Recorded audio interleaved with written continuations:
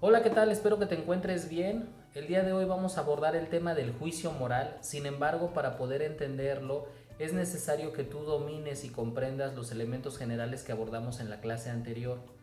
Te dejo en la parte superior de este video un enlace directo hacia esa clase para que lo puedas ver con mucho detenimiento y tomar tus propios apuntes y reflexiones. No obstante, sí me gustaría hacer un pequeño repaso de conceptos generales y este mismo repaso te va a permitir a ti darte cuenta cuáles de estos conceptos ya comprendes y a cuáles es necesario que hagas quizá algún pequeño ajuste. Pero bueno, lo primero que podemos decir en este repaso general es que la ética es una disciplina filosófica que estudia los actos humanos. Es decir, que es importante no confundir esto, es el objeto de estudio principal de la ética, los actos humanos, para calificarlos como buenos o malos, moralmente hablando, pero son los actos humanos el objeto de estudio de la ética. Esto quiere decir que no califica personas, la ética no gira su estudio en torno al ser humano directamente, sino en cuanto al su obrar.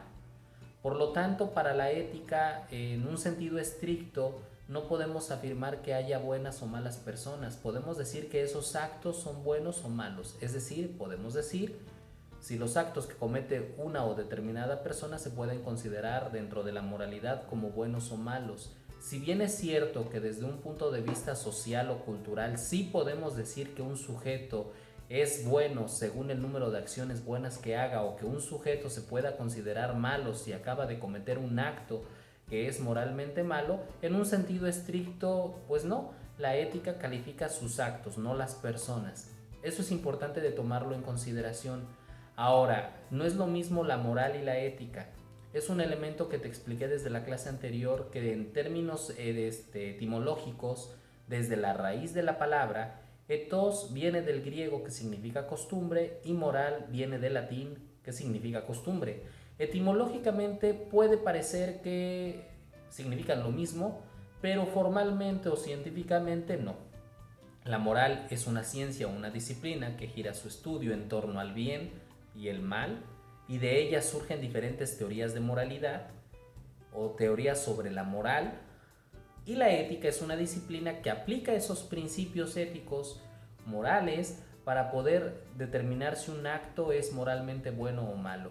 Es decir, que son dos ciencias o disciplinas que se relacionan, pero que sus objetos de estudio son completamente diferentes, o al menos esta es una perspectiva general que quizá te puede dar un poquito más de luz.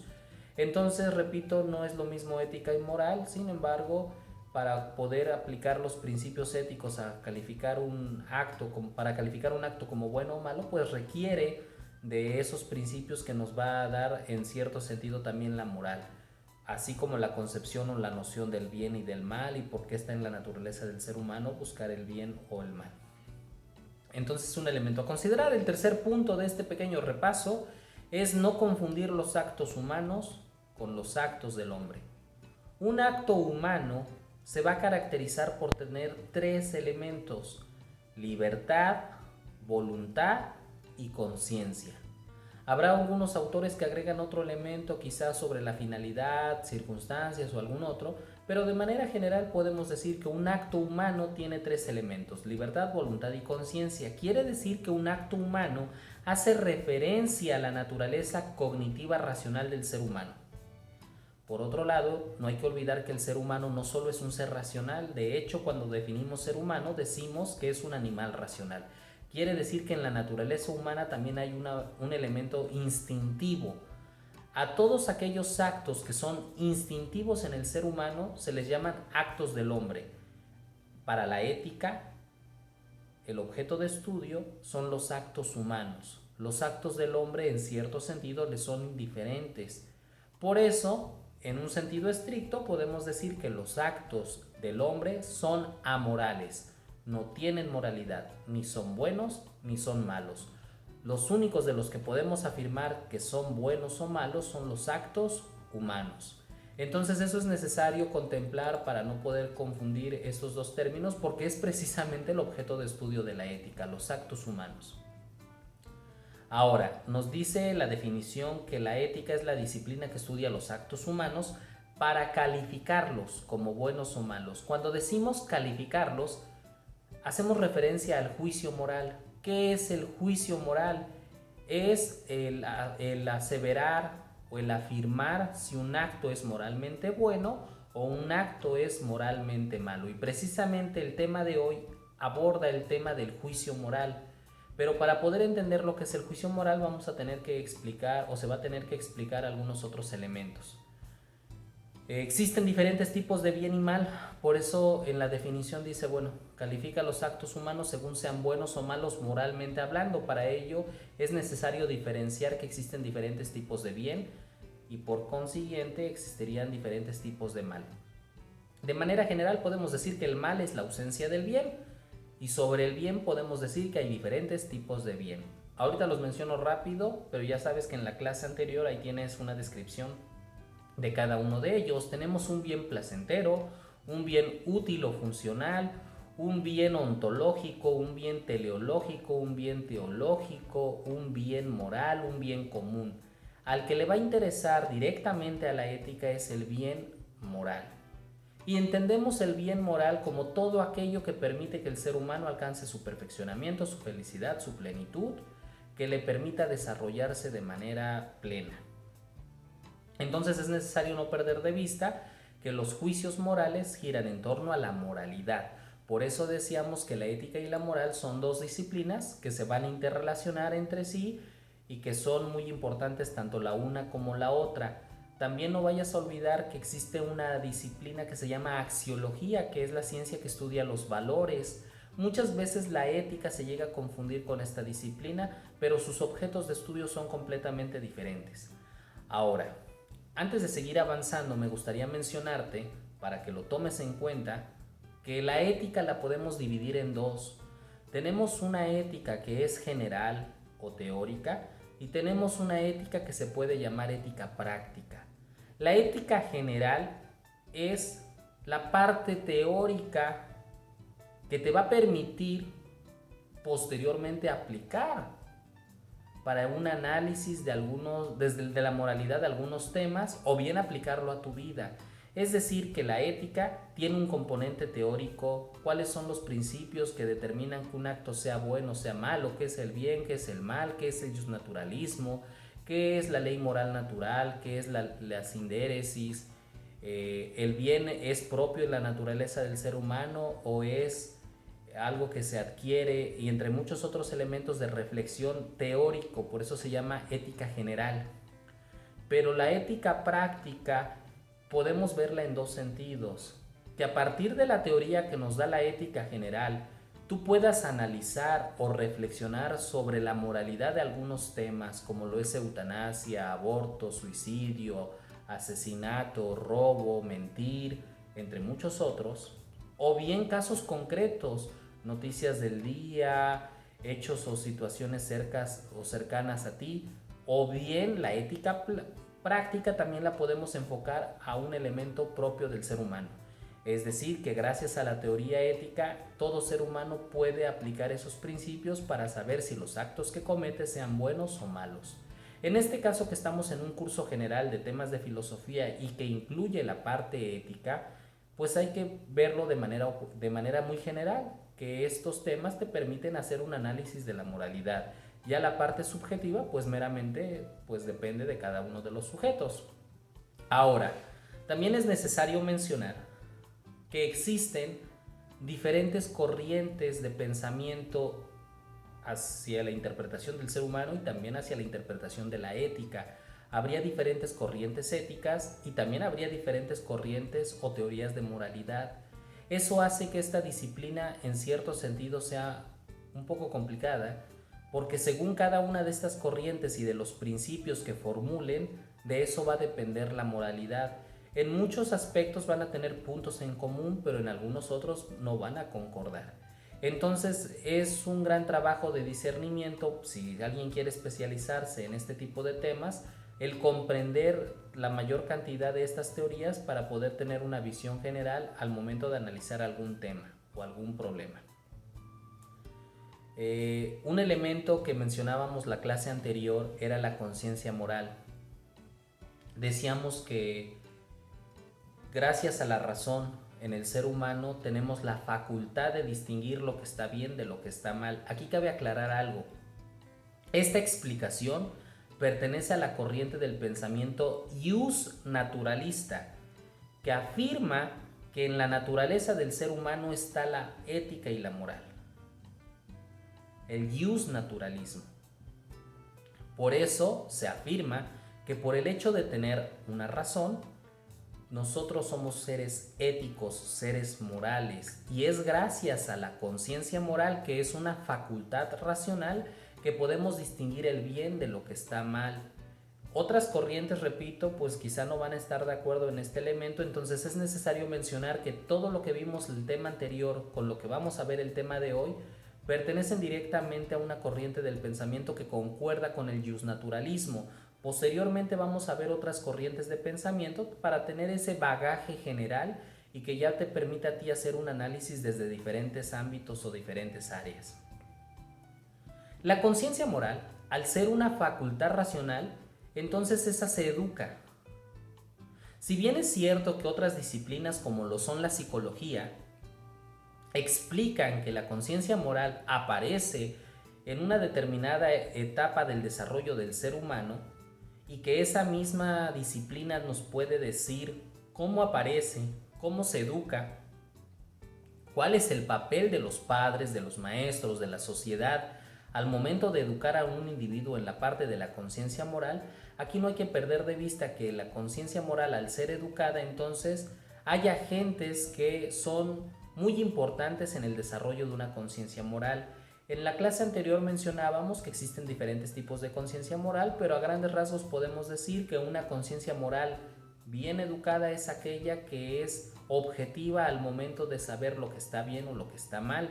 Eso nos lleva obviamente al problema de preguntar ¿y qué determina que lo que está bien y qué determina que lo que está mal está mal? Si bien es cierto que en un sentido amplio podemos decir que la ética y la moral dependen mucho de la sociedad, es decir, que la ética se forma a esos principios y esas costumbres que vamos desarrollando como sociedad, habrá otras corrientes del pensamiento que no estén del todo de acuerdo, que digan que está en la naturaleza humana el bien y el mal y que es necesario hacer un análisis profundo de aquellos primeros principios, es decir, buscar desde un punto de vista filosófico la explicación de la ética y la moral o alguna otra interpretación, pero bueno, de manera general son elementos que debes de ir considerando. Eso como el punto último del repaso de lo que estábamos viendo. Esto nos lleva al tema del juicio moral. Repito, el juicio moral es la afirmación de que si un acto es moralmente bueno o es moralmente malo. Para eso no hay que olvidar entonces que los elementos del acto humano son tres, o al menos son los principales: libertad, voluntad y conciencia. Si bien es cierto que libertad y voluntad están íntimamente relacionados, los podemos ver de manera separada. Ahora, estos elementos de libertad, voluntad y conciencia nos llevan a otros dos. En concreto, la conciencia, que repito, es la facultad racional que te permite distinguir lo que está bien o mal. Bueno, está claro que la conciencia moral la podemos entender en ese sentido. La facultad racional que te permite distinguir lo que está bien de lo que está mal, pero también existe una conciencia epistemológica y que ambas son parte de la razón. ¿Cuál es la conciencia epistemológica? Es la parte racional que te permite ser consciente de lo que estás haciendo, de que vives, de que existes, de lo que te rodea. Mientras que la moral apunta directamente hacia el bien y el mal de las acciones. Entonces es gracias a la conciencia que nosotros podemos advertir dos cosas. Primero, advertir lo que hacemos, es decir, que un sujeto es capaz de saber qué está haciendo, pero también es capaz de saber si lo que está haciendo está bien o está mal. En un sentido amplio, si es quizá algún problema moral difícil de discernir, entonces quizás se necesita analizar los principios o la teoría para poder distinguir si está bien o mal, pero en un término general podemos decir que la conciencia entonces nos permite la advertencia tanto del acto y de si ese acto va a ser bueno o malo, mientras que la libertad y la voluntad hacen referencia al consentimiento, es decir, como sujeto que soy, que quiero algo y que soy libre, yo consiento o en cierto sentido doy mi consentimiento para realizar un acto, aunque sea malo o aunque sea bueno, porque aquí no hay que perder de vista que si bien es cierto que la ética busca calificar actos como buenos o malos, un sujeto puede saber que algo está bien, sin embargo hacer el mal, o bien saber que algo está mal y rechazarlo y querer lo bueno. Es decir, que ahí también tenemos un elemento que es importante posteriormente reflexionar y que en su momento también mencionábamos otros aspectos que se relacionan con esto que te estoy mencionando, como lo es el que la conciencia moral de alguna manera es la que te manda esos sentimientos de culpa o de satisfacción para que te indique o para que tú sepas si lo que estás haciendo está bien o está mal. Pero directamente la ética no sanciona. Si bien es cierto que coloquialmente decimos que la ética y la moral pareciera que son ciencias que prohíben todo y que quieren que la conducta del ser humano sea guiada, orientada, y pareciera que muchas veces se hace un reduccionismo de estas disciplinas a meramente principios de conducta, pues la ética va más allá, va mucho más allá. Si bien es cierto que entonces tiene una parte práctica y esa depende de cada sujeto, queda en ese plano, en el plano subjetivo y de decisión de cada individuo. Pero entonces es gracias a la libertad y a la voluntad que un sujeto da su consentimiento a realizar algo. Ahora, ese consentimiento puede ser perfecto o puede ser imperfecto, según el grado de esa libertad o voluntad que haya. Eso es en cuanto a los elementos del acto humano, que para llegar al juicio moral, no olvides que el juicio moral se hace de los actos humanos, por eso es necesario ver estos elementos. ¿Cuáles son los obstáculos? Quiere decir que para poder llegar al juicio moral antes tengo que ver si no hubo un obstáculo.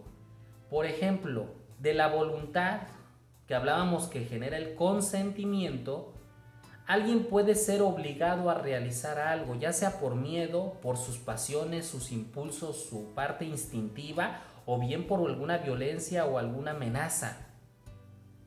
Entonces, el miedo, las pasiones, la violencia, la amenaza y muchos otros elementos pueden ser un obstáculo para consentir algo, es decir, para aceptar realizar algo o el no hacer algo. Y entonces ahí es donde podemos decir que el sujeto quizá no era libre o no tenía voluntad. En ese sentido, en un sentido estricto, si alguien no era libre o no tenía voluntad o no tenía conciencia, quizá no estemos hablando de un acto humano, estemos hablando de un acto del hombre. Entonces quizá ese acto sea amoral o indiferente para la ética. Digo quizá porque tendremos que ver el caso concreto. Ahora, bueno, paso al siguiente punto y ahorita te explico lo que te quería decir. Sobre la conciencia, la ignorancia es el obstáculo principal de la conciencia. Si decíamos que la conciencia es lo que te permite la advertencia de lo que estás haciendo y también si eso que estás haciendo es bueno o malo, ahí su principal obstáculo, al ser una cuestión meramente de conciencia racional, pues es la ignorancia. Y habría diferentes niveles de ignorancia. Habría una ignorancia que es vencible y una ignorancia que no es vencible, que es invencible. Por ejemplo, una persona que tenga síndrome de Down severo, posiblemente esa persona no es consciente de algo que está realizando y está mal. Entonces ahí sería una ignorancia quizá que no es vencible por su condición. Pero por ejemplo, una persona que un estudiante, por ejemplo, de universidad, que ignora algo, pero esa ignorancia puede ser vencible, entonces cambia radicalmente tanto la responsabilidad como la moralidad. Aquí cabe resaltar algo.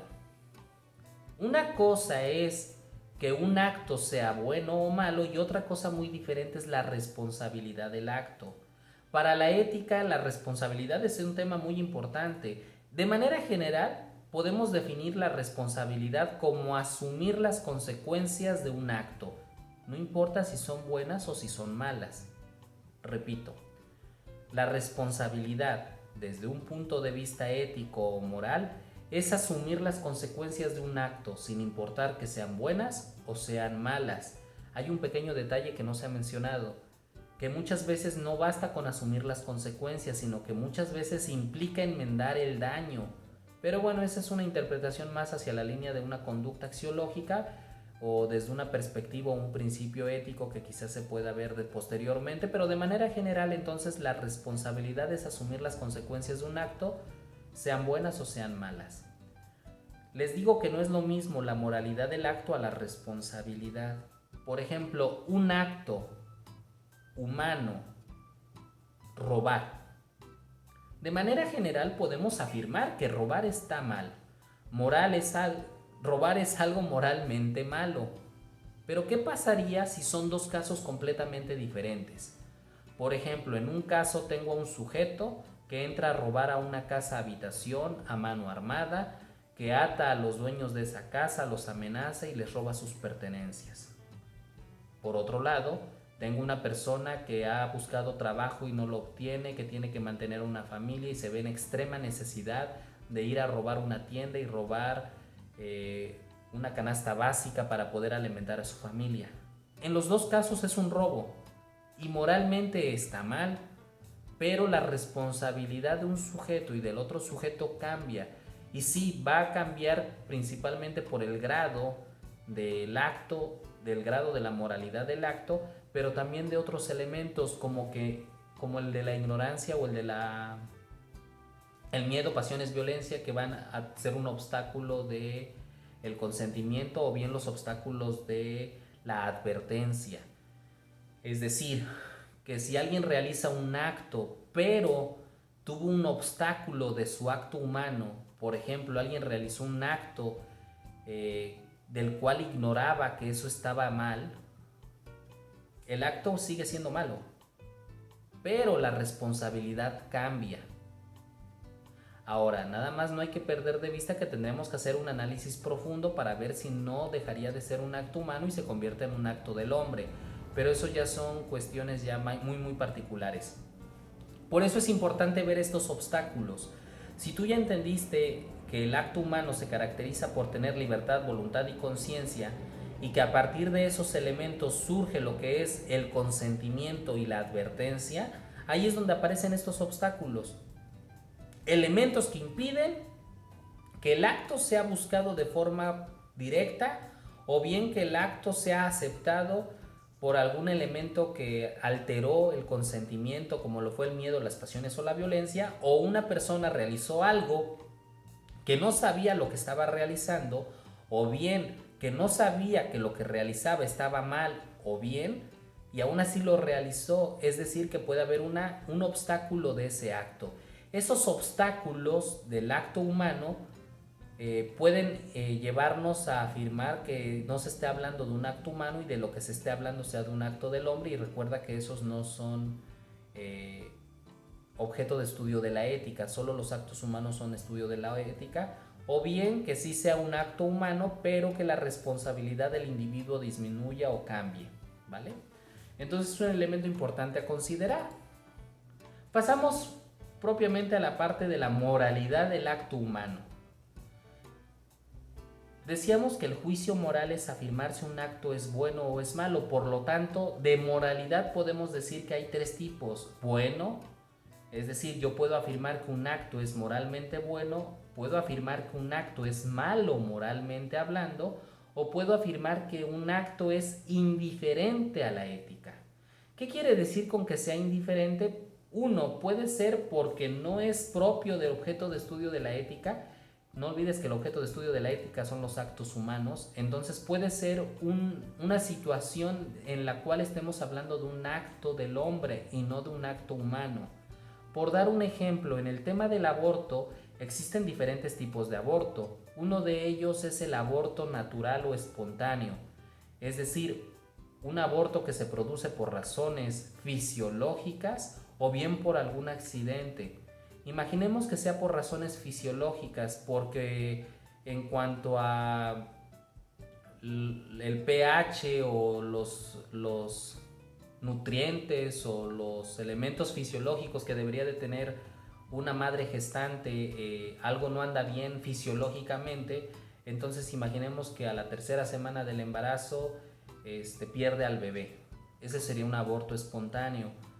En ese sentido, ese sería indiferente para la ética. No podemos afirmar si el aborto ese en concreto sea bueno o malo, porque no es un acto humano, es un acto del hombre, fue algo espontáneo, no fue algo libre, no fue algo voluntario, no fue algo querido, no fue algo consciente, simplemente fue algo que se dio en la naturaleza por una enfermedad o por alguna condición fisiológica, por la razón que sea en este sentido, pero entonces ahí sería indiferente.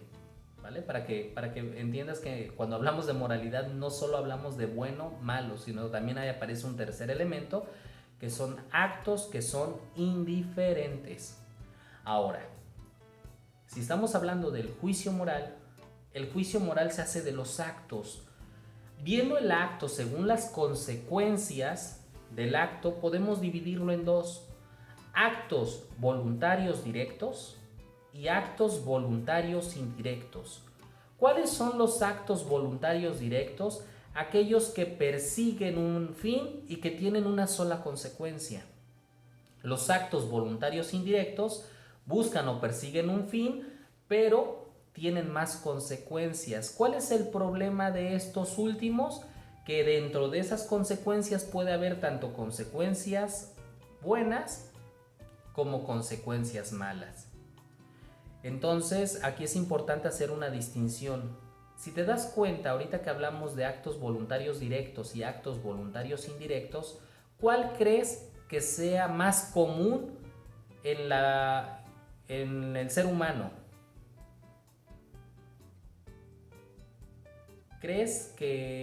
¿Cuál crees que se presente más? ¿Que cuando nosotros actuamos solamente haya una consecuencia? ¿O suele haber más consecuencias en nuestros actos? ¿Sí? Si pensaste en el acto voluntario indirecto, tienes toda la razón. Son los que más se presentan comúnmente. Es decir, que el ser humano cuando actúa, por lo regular las consecuencias de sus actos no solo es una, sino que son varias y puede tener consecuencias positivas y consecuencias negativas. Por dar un ejemplo, imaginemos un deportista en concreto de lanzamiento de bala. Los que tienen la bala o esa esfera, me parece que es metálica, y que tienen que botarla. Esa persona que está practicando ese deporte, imagínate que está practicando el deporte y pues tiene que arrojar esa bala. El acto directo de arrojar la bala tiene una finalidad, pues ver hasta qué distancia llega y lograr vencer un récord personal, por dar un ejemplo. Imaginemos a un sujeto entonces que avienta esa bala, cae y ya, no se genera más. O sea, nada más la única consecuencia es de que aventó la bala y la bala cayó y rompió su récord, punto. Pero un caso de un acto voluntario indirecto, llevándolo un poco al extremo, pero imaginemos el mismo sujeto que toma la bala y la avienta, pero por la razón que sea se le resbala, le sale mal el tiro o se le va chueco, como lo quieras ver. Imaginemos que esa bala cae en el automóvil de alguien más. El acto de aventar la bala tuvo una consecuencia. En este caso podría ser una consecuencia directa, pues el haber llegado a tal distancia, que era lo que se buscaba al aventar la bala, pero también podría haber consecuencias negativas, como el haber lesionado un carro o más cosas que tú podrías imaginar. A eso se refiere con actos voluntarios indirectos. Actos que aunque se busque una finalidad o una consecuencia, vienen de la mano otras consecuencias, y eso haría más difícil la parte del juicio moral. Al final vamos a hacer, a manera de ejemplo, un pequeño análisis de algunos temas para que tú vayas también viendo cómo se aplicarían estos principios. Pero hasta ahorita, bueno, es indispensable que tú distingas que el acto humano puede tener una consecuencia o puede tener varias, que es el más común, y de esas consecuencias puede venir consecuencias positivas o negativas, lo que haría difícil el calificar ese acto. Pasamos ahora sí a los principios. Te mencionaba, existen diferentes tipos de ética. En concreto esta, que se basa en el justnaturalismo, nos dice que hay 4 principios que debemos cuidar o 4 principios que podemos analizar para saber si un acto es bueno. Pequeño detalle y antes de ver cada uno de ellos. Para que el acto sea bueno, se deben de cumplir los 4 principios. Para que el acto sea malo, con uno de ellos que no se cumpla, el acto ya es malo. Es un elemento, bueno, que nos dice así esta teoría y entonces tenemos que ver hasta qué punto sí, hasta qué punto no. Pero así vamos a ir poco a poco. Empezamos con el primer principio. Que el acto en sí mismo sea bueno.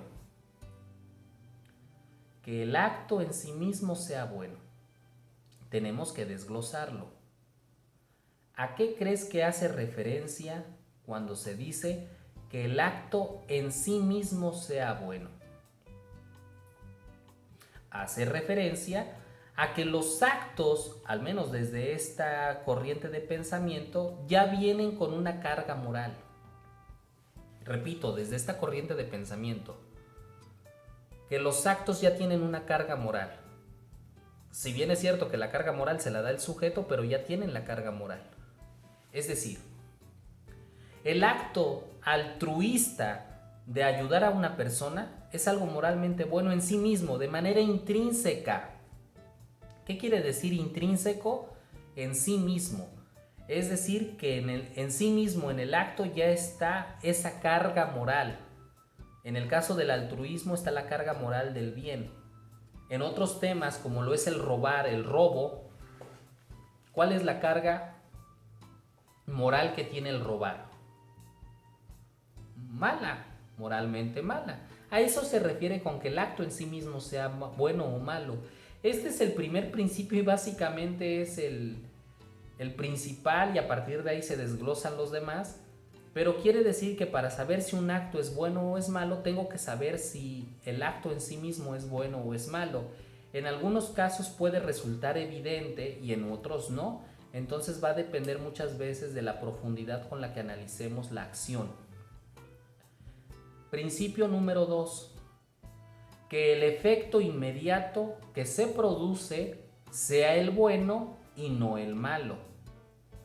Eso es considerando los actos voluntarios indirectos, que decíamos que tienen varias consecuencias. Aquí habla de la consecuencia o el efecto, causa-efecto, consecuencia, efecto-consecuencia, ¿vale? Que el efecto inmediato o que la consecuencia inmediata que se produzca sea la buena y no la mala. Es decir, que si alguien realiza un acto y ese acto viene rodeado de varias consecuencias, que la primera en presentarse sea la buena. Si se presenta la mala, ya el acto va a ser malo. Repito, no olvides eso. Estos 4 principios nos permiten saber la moralidad de un acto desde esta corriente de pensamiento y nos dice que para que un acto sea bueno se debe de cumplir los 4. Pero si se viola uno o no se cumple uno de ellos, 2, 3, los que quieras, pero desde uno, el acto es malo. Entonces el principio 2 nos dice que la consecuencia del acto tiene que ser la primera buena, para que el acto sea bueno. El tercer principio nos dice que el sujeto que actúa se proponga el fin bueno. Aquí no olvides que hay 2 elementos, en latín se les llamaba el finis operis y el finis operantis. Es decir, que una cosa es la finalidad del acto y la finalidad del objeto y otra cosa es la finalidad que le da el sujeto. Son 2 cosas completamente diferentes. Por ejemplo, la bala de la que hablábamos hace rato, el lanzamiento de bala, ese tipo de bala, no una bala de pistola o de ese tipo de pólvora, sino la bala de metal que se arroja en el deporte, porque también podríamos ver la bala en cuanto a un cañón, que también podría ser circular, pero bueno, sin tanto rollo, la bala del ejemplo del deporte de lanzamiento de bala tiene una finalidad, el ser arrojada en este deporte para medir quizá la fuerza, la potencia, la capacidad física de un atleta. Esa es la finalidad de la bala. Pero otra cosa muy diferente es la finalidad que le da el sujeto. Un sujeto puede tomar esa bala y decir, lo voy a poner de pisapapeles. Esa finalidad que le da el sujeto es una finalidad que le da el sujeto y se le llama finis operantis. Este principio que dice que el sujeto que actúa se proponga el fin bueno hace referencia al finis operantis. El primer elemento que el acto en sí mismo sea bueno, el primer principio que el acto en sí mismo sea bueno hace referencia al finis operis. Nada más como un dato interesante, ¿no? Pero bueno, que el sujeto entonces busque el fin bueno, la consecuencia buena, el efecto bueno. Si te das cuenta, aquí viene un elemento interesante, que si decimos que el sujeto busque el fin bueno, imaginemos que queremos calificar un acto, pero ese acto no lo realizaste tú. Imaginemos que vamos a hablar de un caso concreto, ni siquiera de un tema general, vamos a hablar de un caso concreto y tú quieres saber si alguien hizo algo moralmente bueno o algo moralmente malo. Cuando llegues a aplicar este tercer principio, que el sujeto que actúa se proponga el fin bueno, muchas veces se puede dar por obvio si se buscó o no se buscó ese fin bueno, pero muchas veces no. Eso va a depender entonces de la intencionalidad del sujeto, pero la intencionalidad puede quedar oculta y eso va a complicar un poquito al momento de hacer el juicio moral, pero bueno, más adelante podríamos hacer un análisis sobre esto, pero no lo creo necesario en cuanto a que creo que es fácilmente comprensible. Y el cuarto principio y último, para saber si un acto es moralmente bueno, debe de haber un motivo proporcional. Velo como una balanza. Que el efecto bueno sea proporcional, o más bien, que el efecto malo sea proporcional al efecto bueno, que lo que se va a permitir como malo sea proporcional o menor, no puede ser mayor. O en ese sentido, que el efecto bueno le gane al negativo. Sin embargo, hay un principio ético que es importante mencionar y que dice que a veces de los males el menor, que cuando hay consecuencias y la mayoría de ellas son negativas, si no es que también pudiera ser que todas, pues hay que escoger de los males el menor. Pero bueno, ese es otro principio que es un poquito diferente, pero que lo quise mencionar ahorita para que también lo vayas conociendo. Entonces aquí nos dice que el motivo proporcional, o que existe un motivo proporcional para permitir los efectos malos o negativos. Esos son los principios. Hasta aquí, en cuanto a ética general, ética teórica, todo muy bien. Pero estos principios nos deben de permitir llevarlo al campo del análisis, al campo de la reflexión de ya sea un tema o bien de un acto o una situación. Aquí cabe mencionar algo. La ética general sienta las bases o los principios generales para saber si algo está bien o está mal. La ética aplicada la podemos dividir en dos.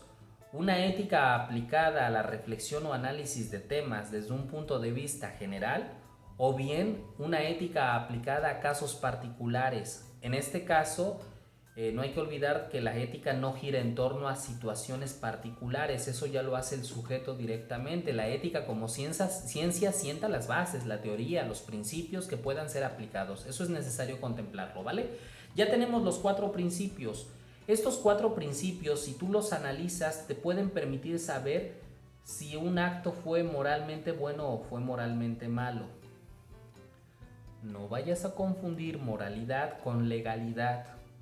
Puede ser que coincida y pueda ser que no coincida. Una cosa es el derecho y lo que permite o prohíbe el derecho o las leyes, y otra cosa es la ética, lo que permite o prohíbe la moral. Si bien es cierto que el derecho y la ética para algunos autores o algunas corrientes éticas deberían de ir de la mano, para otros dicen que no es necesario, que son dos áreas completamente diferentes. Eso nos permitiría un análisis más profundo, pero también lo dejo ahí entre paréntesis para que veas también esta visión dual. Ahora, ya tenemos los principios. Vamos a algunos ejemplos para poder aplicar lo que hoy has aprendido sobre el juicio moral. Imaginemos que un sujeto se encuentra en su casa. Vamos a ponerle el nombre para que sea más fácil dar el ejemplo, tratar de ponerle un contexto un poco más concreto, ¿vale? Álvaro se encuentra en su casa, se encuentra solo. Ese día salió su familia. Álvaro tiene 20 años. y se encuentra en su habitación viendo televisión y de pronto escucha un ruido. Entonces él se levanta y se asoma por la ventana, pero no ve el auto de sus padres. Entonces dice, ¿quién habrá llegado? Pero nadie tiene llave de la casa. Entonces Álvaro se asoma por la puerta de su cuarto y ve una sombra extraña, y no sabe quién es. Entonces a Álvaro le empieza a dar miedo la situación, y entonces lo primero que piensa es, alguien ya se metió a mi casa. Entonces Álvaro va a tratar de cerrar la puerta, pero en ese instante la persona que entró sube las escaleras de manera sigilosa y de pronto se encuentran cara a cara Álvaro y un ratero. Entonces Álvaro, por proteger su vida, por miedo a que le hagan daño, empuja al ladrón. El ladrón se resbala, o por la fuerza del empujón rueda por las escaleras, se golpea la cabeza en algunos escalones y cuando cae al final de las escaleras, el ladrón ha muerto o se encuentra en una situación grave. Posteriormente se lo llevan al hospital y el ladrón muere.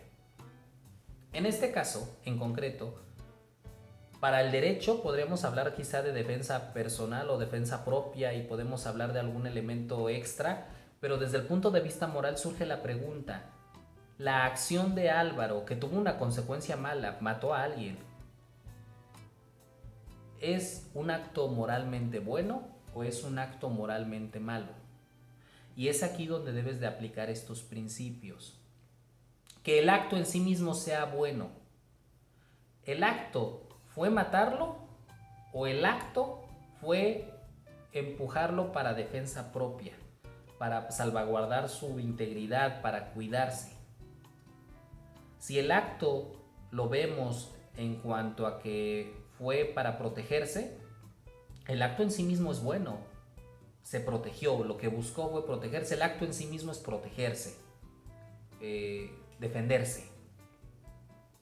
Que el efecto inmediato que se produce sea el bueno y no el malo. El efecto inmediato fue que él se salvaguardó, él se cuidó, él se protegió. El efecto malo secundario pues fue que muriera el ladrón. Que el sujeto que actúa se proponga el fin bueno.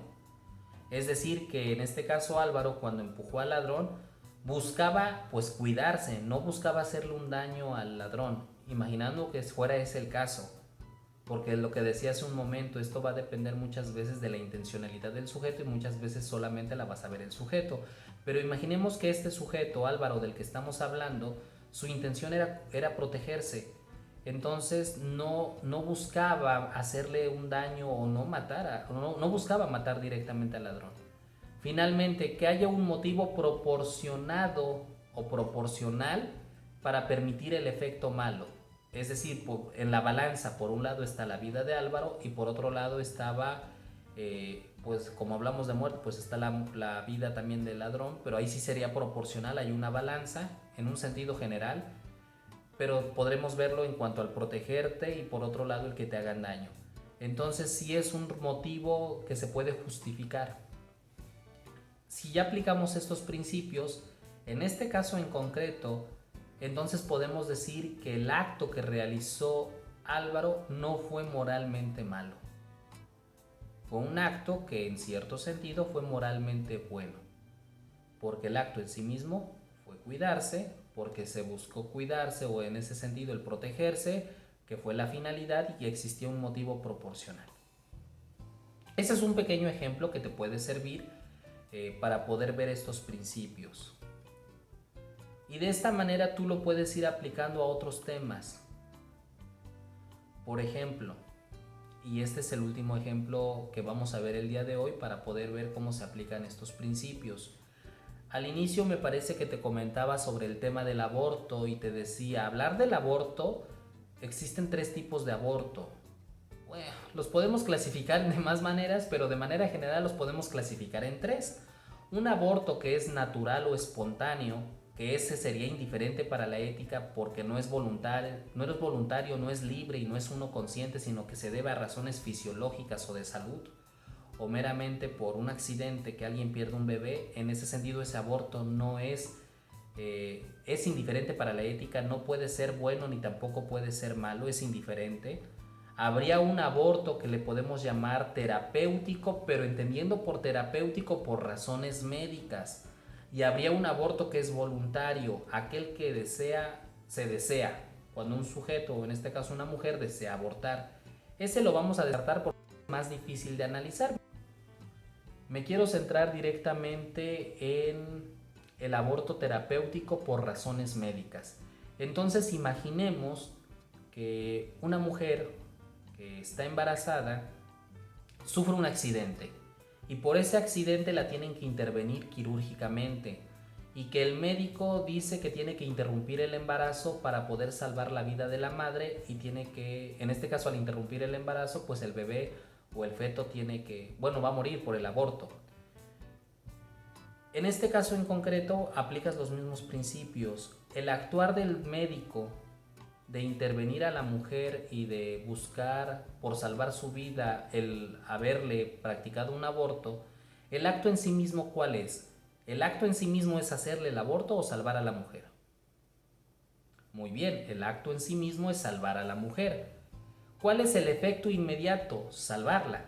El efecto secundario fue que muere su bebé. Que el sujeto que actúa se proponga el fin bueno. El médico se propone salvar la vida de la mujer. No se propone directamente matar al bebé. Ese es un efecto colateral o secundario. Que haya un motivo proporcional, por un lado está la vida de la madre y por otro lado está la vida del bebé. Ahí sí podríamos hablar que hay un motivo proporcional. Entonces, de este tipo de aborto, el terapéutico, o al menos en este caso concreto, porque también les digo que depende mucho del caso o la situación que estemos hablando, pero así como lo planteo, pues sería un acto moralmente bueno del médico el haber salvado la vida de la mujer, aunque tuvo la consecuencia de haber practicado un aborto que implicó la muerte del bebé de la madre. De manera general, sí, ya sé que va a depender mucho de la ley y también va a depender de otros elementos como quién es el responsable directo. Si la mujer estaba inconsciente, el médico puede tomar la decisión o la debe de tomar el esposo, o quién toma la decisión. Bueno, son factores que ya son diferentes y que también se podrían llevar a una reflexión más profunda, pero de manera general quiero que veas cómo funcionan estos principios. Repito, principios que nos ofrece la ética desde una corriente justnaturalista, y posteriormente podríamos ir viendo otras y ver cómo se van aplicando. Por hoy prácticamente es todo. Si te das cuenta, es un tema fácil de entender. La parte difícil es aplicar los principios a los casos. En temas generales, pues a veces es un poco más sencillo, pero ya en casos particulares puede ser un poco más complicado por esos elementos obstáculos del acto humano y por otros factores. Pero bueno, como notas finales de la clase del día de hoy, o como notas finales de esta tarde de reflexión, como lo quieras ver, tenemos que existen diferentes teorías de moralidad. No olvides que el justnaturalismo sostiene que existen teorías de moralidad o que existe una teoría de la moralidad y sostiene que en la naturaleza humana está la ética y la moral, y habrá otras corrientes que no estén de acuerdo, pero no hay que perder de vista entonces que sobre el bien y el mal sí habría diferentes interpretaciones, diferentes teorías, y que la ética, al ser una ciencia o una disciplina que estudia actos humanos, para saber si son buenos o malos va a depender directamente de esas teorías de moralidad. Por lo tanto, habría también diferentes enfoques éticos. Eso no lo pierdas de vista, porque lo que hemos visto desde la clase anterior a esta clase quiere decir que es desde una perspectiva. Desde otras perspectivas quizá tienen puntos en común, o habrá otras que digan que no están de acuerdo. Entonces precisamente de eso trata también el pensamiento filosófico, de tener apertura para ver de los argumentos que sostiene una postura hasta qué punto son válidos y hasta qué punto no lo son. Por eso en el punto 2 te pongo que existen otras teorías éticas, pero la moralidad de un acto dependerá entonces de esos principios que fundamenta. Y te doy un ejemplo final y te pongo el utilitarismo. El utilitarismo es una corriente de pensamiento, y aunque se puede dividir en diferentes tipos, porque habría un utilitarismo clásico, uno de preferencia y quizá algún otro, el utilitarismo de manera general se enfoca en los resultados. La mejor acción es la que produce mayor felicidad y bienestar para el mayor número de individuos. Perdón. Eso es lo que sostiene el utilitarismo. Va a entender como bueno Una acción será buena si causa mayor felicidad para el mayor número de individuos. Más adelante vamos a ver diferentes corrientes y entre ellas va a aparecer el utilitarismo. Y bueno, la garganta ya no me da más porque ya había grabado todo este video, esta clase para ustedes, pero por alguna razón se borró y tuve que volverla a grabar, entonces por eso me dio un poco de picazón la garganta. Nos vemos en la próxima. Chao, chao.